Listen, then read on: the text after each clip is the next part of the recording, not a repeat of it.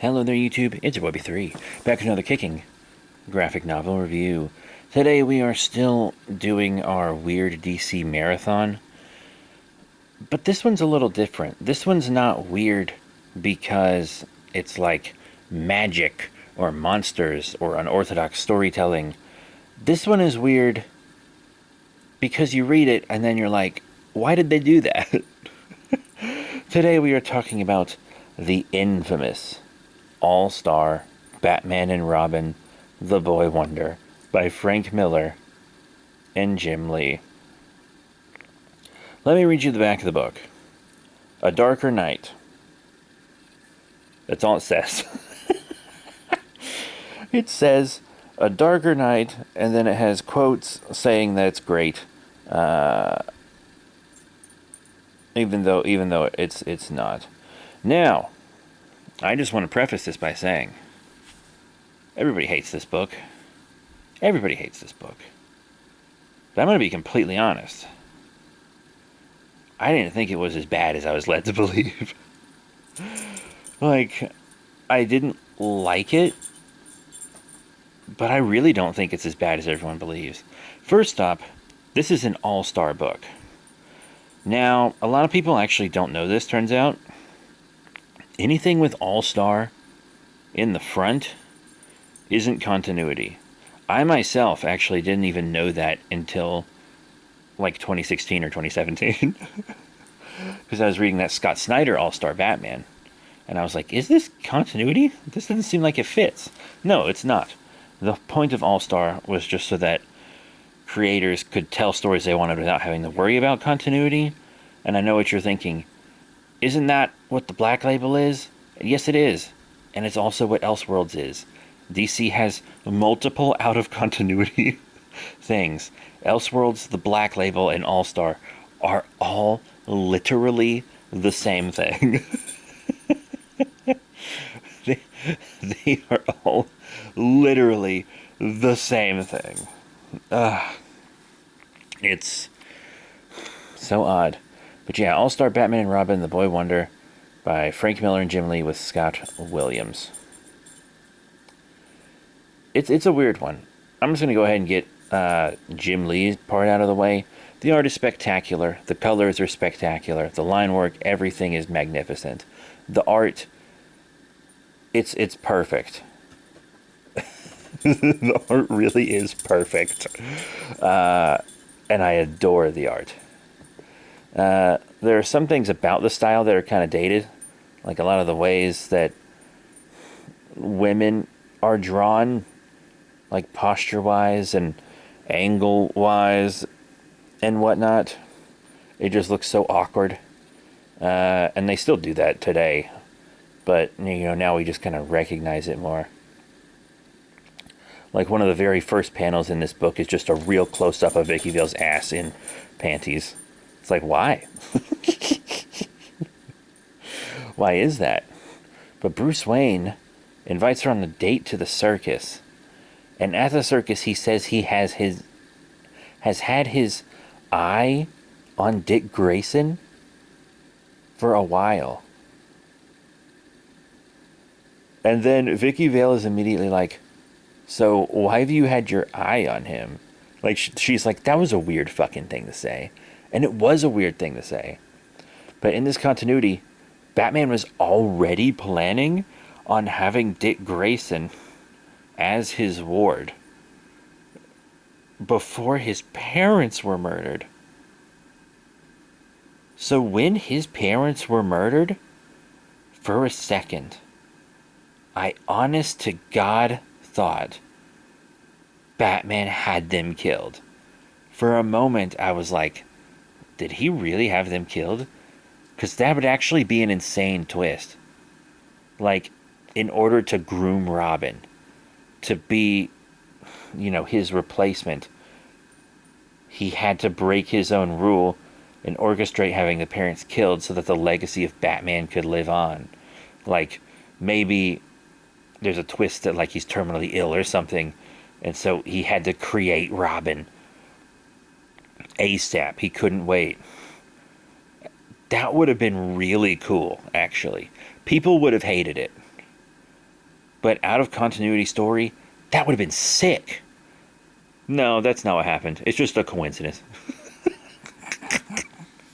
Oops.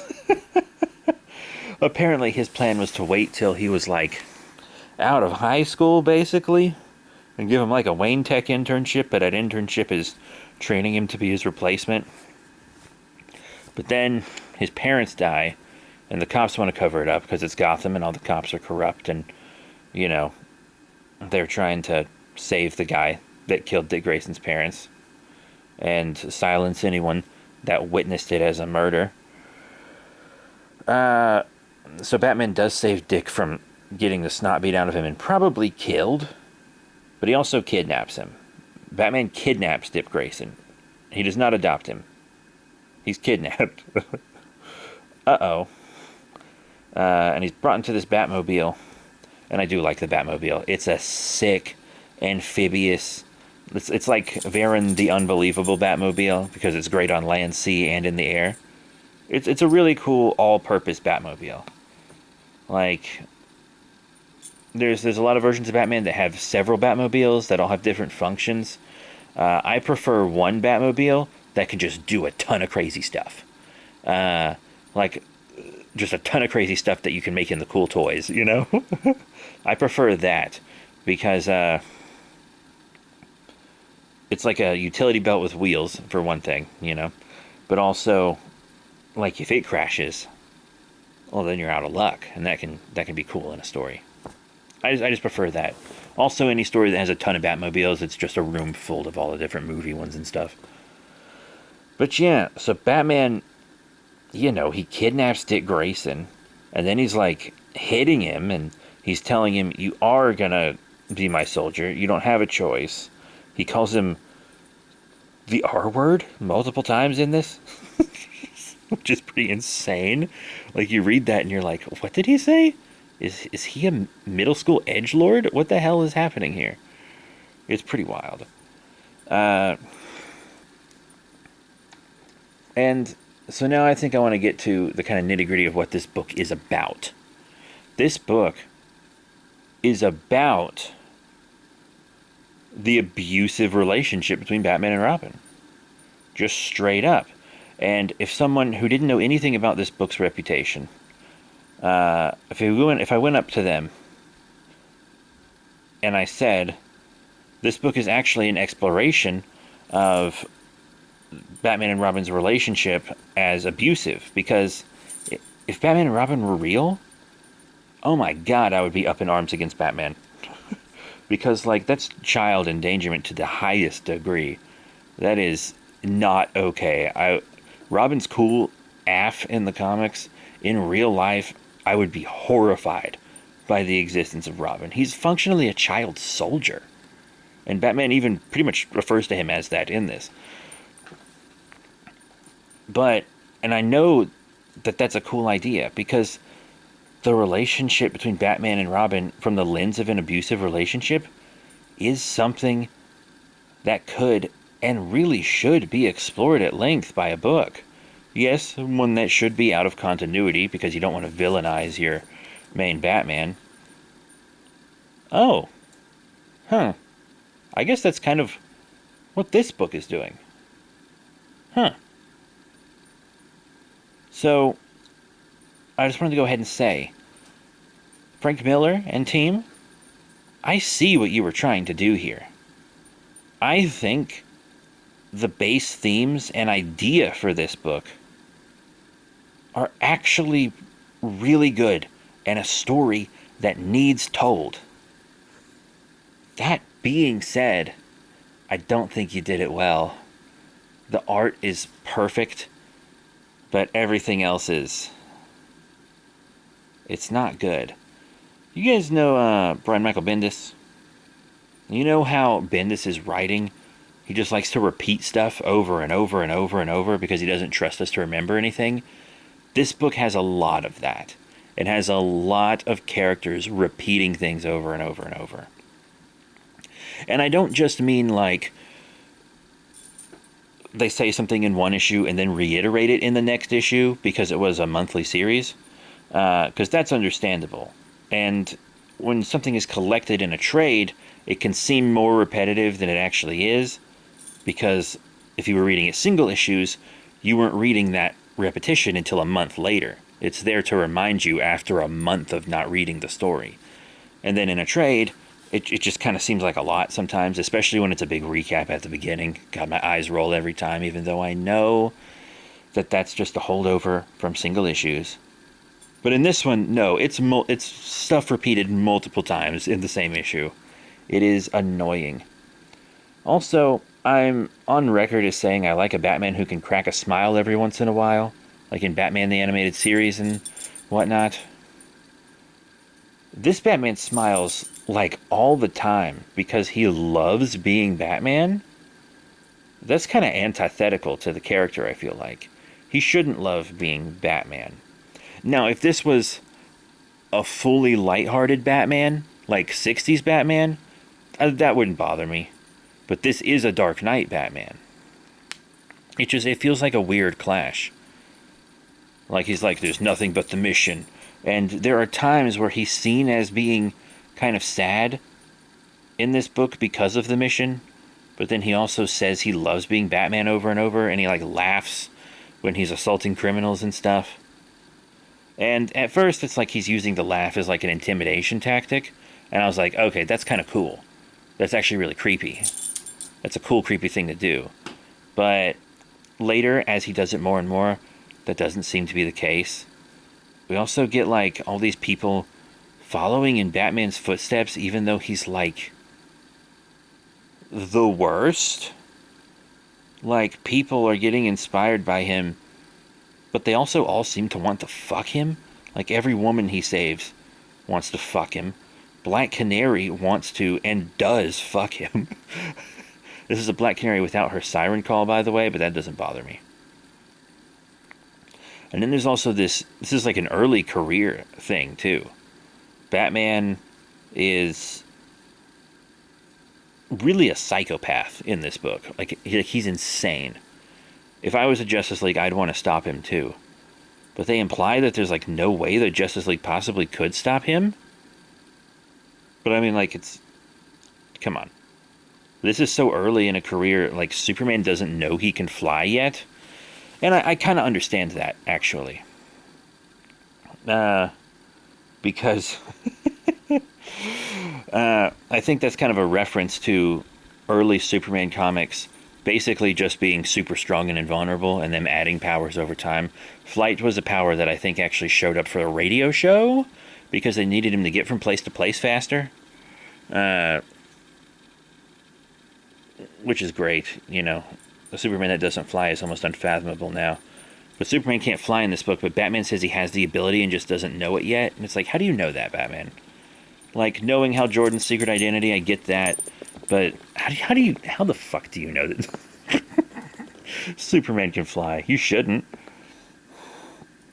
But yeah, he like leaves Robin alone in the cave to eat rats and is like gonna beat the shit out of Alfred because Alfred had the audacity to feed a starving child. Crazy. Wonder Woman is like this horrible, man-hating person, and it's like, isn't one of the points of Wonder Woman that she can see the best in us, and she is compassionate and empathetic, and she like protects us even when we screw up? But in this, Wonder Woman, like, you don't understand why she's a hero. She hates everybody. She hates everyone. She wants to kill anyone that gets in her way. And it's like, why are you a hero? If you hate all these people in man's world, why are you here protecting him? What are you doing? Your motivations are non-existent. Why are you here? You know? And then Plastic Man is pretty perfectly characterized. He's exactly what he should be. Hal Jordan, I actually think, is fine, too. And then Superman, God, who knows? Frank Miller's Supermen are characterized in a very specific way, which is why everyone was like, oh no, when he was going to write the in-continuity Superman Year One. Because, you know, he had Superman as a villain in The Dark Knight Returns, but it made sense, right? It was an over-exaggeration of Superman's character. They took Superman and his core values and who he is, and they stretched him out to the point where he was in the wrong. And it like made sense. It felt natural, like something that could happen to Superman over time if he was led astray by like the government or something. But that's the thing, because in that same book, The Dark Knight Returns, he did those exaggerations for Batman, and that kind of created the modern Dark Knight Batman. But now, here he is taking the modern Dark Knight Batman that he himself created, and he's stretching and exaggerating him further to the point where he's basically a caricature of himself. They already stretched him out, and now they're stretching him further. And much like a rubber band, you can only stretch it so far before it snaps. And this book, it snapped. It snapped. I think they just went too far. Batman also gives Robin the choice to murder his parents' killer, and Robin chooses not to do it. But it seems like Batman would almost let him. Anyway, we also get like set up for Batgirl, and there was actually some really interesting stuff with Jim Gordon's marriage that was just kind of implied that I thought was actually really good. I did indeed. And there's stuff with Jimmy Olsen and Vicky Vale, and they're going to go solve this mystery. But here's the thing. This book, it never finished. It never finished. Almost every single plot thread in this went completely and utterly unresolved. Now, I haven't read all of All-Star Batman and Robin the Boy Wonder, and you might be thinking, why the hell are you reviewing this if you haven't read it all? Well, I've read the entire trade, but the trade paperback doesn't have the last issue in it. The trade paperback is 1 through 9, and there's 10 issues. They didn't include the last issue in the trade paperback. I have to find the single to finish the story. And I will, for you. But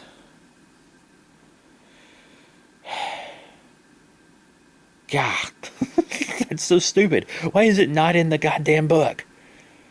Also, this book is kind of the origin of the I'm the goddamn Batman meme, because they spam that curse in this book. And as it goes further along, they spam it more and more. It's like, I'm the goddamn Batman. Goddamn, goddamn, goddamn, goddamn, goddamn, goddamn, goddamn, goddamn. Just over and over, to the point where it's like, it's funny. It's not supposed to, it's kind of supposed to be badass, maybe, but it's not. It's like laughable. It created a meme. I didn't realize this book was the origin of that meme. The goddamn Batman meme. So that's fun. Also, Joker's in this, and I prefer a Joker that actually laughs. He doesn't laugh or anything in this book. He's like real calm and not expressing. But I do like his design. I actually really like that tattoo, that big dragon tattoo on his arm and back. I like it. I'm sorry, I don't know what to tell you. It's a different design that still has Joker at its core. I think it's cool. But yeah, I like when Joker laughs. Sorry, I like when Joker laughs, you know. I'm sorry if that's offensive, Frank Miller.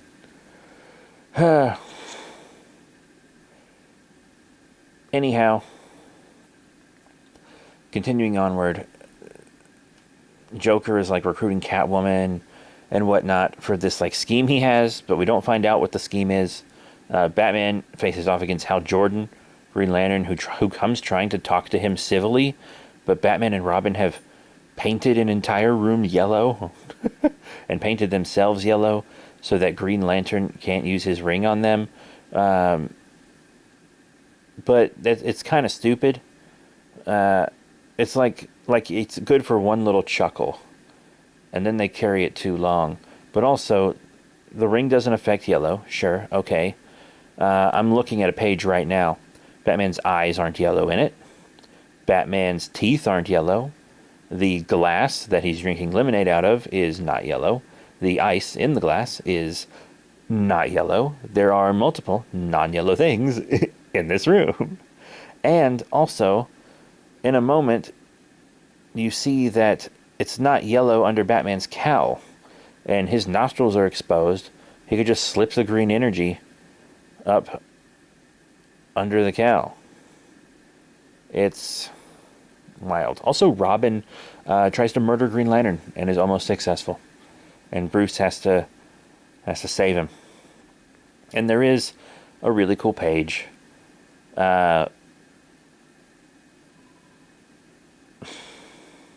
It's actually a really cool page of Batman and Robin kind of partially silhouetted in the rain, and the yellow paint is running off of them. And, it's got Robin internally monologuing about how he wanted to kill Green Lantern because Batman made him a soldier but didn't teach him any ethics. He didn't teach him why he was being a soldier. Which, once again, this could be so interesting. This one small part of the comic after their confrontation with Green Lantern is actually really good. Batman was like, Dick shouldn't be allowed to grieve, but he comes to terms with the fact that Dick is a child and maybe he should be allowed to grieve, and he takes him to his parents' grave so that he can say goodbye because he wasn't letting him. So, like, the last 4 pages of this trade are actually really good. But the story as a whole is bad. I think that the relationship between Batman and Robin, from the point of Batman being like abusive and controlling and manipulative, is a story that needs to be told, and it's one that's been hinted at and slightly touched on in Batman over the years, both in and out of continuity, but it's not always entirely there. Also, I seem to remember Dick Grayson like turning into the Joker because Batman wouldn't have sex with him or something in the sequel to The Dark Knight Returns. It's been a long time since I read that because it sucked. Like, it was terrible. So maybe Frank Miller isn't the person to explore that. I mean, the Robin stuff in Dark Knight Returns is great. It's just, I don't know. Like, Year 1 and Dark Knight Returns are so effing good. They're just fucking masterpieces. But every single other thing I've ever read by Frank Miller has been bad. No, I haven't read his Daredevil. I don't know if he just, like, went past his prime, or I don't know, because The Dark Knight Returns and Year 1 were just brilliant, brilliant, brilliant books, of which I have both. And I don't know what he's doing these days. Also, I've never been the biggest fan of his art, but that's just more of a personal thing. Jim Lee's art on this is incredible, though. But yeah, this story isn't worth it. Not because it's bad, even, but mostly just because it doesn't ever finish. If you start this and you do like it, which would be fine, honestly, if you did. If you start it and you do like it, you'll never finish it. Because issue 10 is apparently about, like, Black Canary and Batgirl and stuff. It's the Gals issue. But hey, it's still not, the story doesn't end. There's no ending. I guess because it was bad and canceled. So, I mean, Frank Miller and Jim Lee will always be considered greats of the industry. They've both done work that's magnificent. Batman, X-Men, Daredevil, etc., etc., etc. But this book is not it. I mean, Lee's art is incredible, but the story is just not there.